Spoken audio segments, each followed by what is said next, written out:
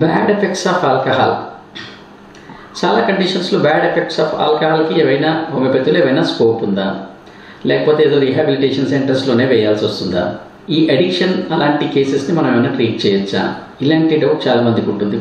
First thing, bad effects of alcohol. Alcohol తాగడం వల్ల ఏదైతే లివర్ సిరోసిసో లేకపోతే లివర్కి సంబంధించిన ప్రాబ్లమ్స్ వేరే వేరే కండిషన్స్ ఏవైతే డెవలప్ అవుతాయో వాటిని కొంతవరకు మనం స్టాప్ చేయొచ్చు, లేదంటే వాటిని ఆ ప్రాబ్లం మరీ ఎక్కువ ప్రోగ్రెస్ కాకుండా ఆపడానికి కూడా హోమియోపతి మెడిసిన్స్లో చాలా మంచి డ్రగ్స్ ఉంటాయి, మెడిసిన్స్ ఉంటాయి.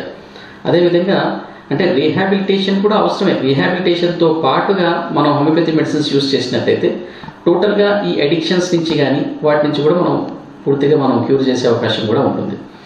ఇప్పుడు ఇలాంటి సందర్భాల్లో ఫర్ ఎగ్జాంపుల్ అడిక్షన్ అనుకుందాం, అడిక్షన్ రిలేటెడ్ ఆల్కహాల్ లేకపోతే ఈ నికోటిన్ ఏదైనా స్మోకింగ్ అట్లాంటి హ్యాబిట్స్ ఉన్న వాళ్ళలో ఇప్పుడు థెరపీస్ ఏవైతే తీసుకుంటారో ఆ థెరపీస్ తీసుకోవాలి. దానికి తోడు హోమియోపతిలో ఎలా ఉంటాయంటే మెడిసిన్స్ దీన్ని ఇప్పుడు మనం కొన్ని వాళ్ళకి తెలియకుండా వాళ్ళ తాగుతున్నటువంటి ఆల్కహాల్లో కలిపేటట్టుగా కూడా ఉంటాయి. కొన్ని డైరెక్ట్గా వాళ్ళు ఒకవేళ కొందరు వాంటెడ్లీ అవునండి నేను తగ్గించుకోవాలనుకుంటున్నాను కానీ తగ్గించుకోలేకపోతున్నాను నేను, ఇలాంటి వాళ్ళకైతే పూర్తిగా మనం కాన్స్టిట్యూషన్లో ఇచ్చేసి అలాంటి సమస్యను మనం పూర్తిగా నయం చేసే అవకాశం కూడా ఉంటుంది.